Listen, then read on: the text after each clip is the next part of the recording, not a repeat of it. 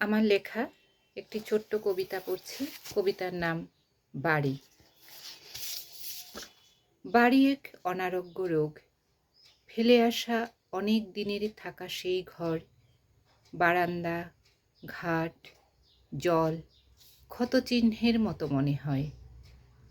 একটি একটি ইট জড়ো করে মানুষ, শরীর আর মনের গুটি বসন্তের যন্ত্রণা তাতে। শখ পুড়ে পুড়ে রং লাগানো, সমস্ত মলম মেখে রোমান্টিকতা খেয়ে নিয়ে নির্বাক নিথর হয়ে দাঁড়ায় অবশেষে একটি বাড়ি। লবণ ভেসে ভেসে ওঠে সস্তার সিমেন্ট প্রলেপের ওপর, একজোড়া মানুষই তখন সেই সমুদ্র দ্বীপে।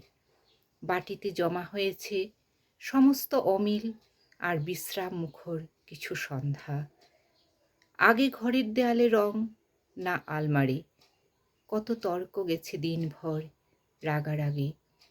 এখন পুরনো কড়িকাঠ শ্মশান যাত্রীদের মতো। অন্য মানুষেরা সন্ধ্যা দেয়, হঠাৎ বৃষ্টিতে নিভে যায় তাদের শেষ মোমবাতি। তবু বেঁচে থাকা শেষ হয় না। কোচিং ফেরত একটি ছেলে ক্লান্ত মুখে আসে হঠাৎ, হাতে জামের ডাল, ভিজে উঠেছে তার শস্য ক্ষেতের মতো বুক, ঘন আঁখি পল্লব।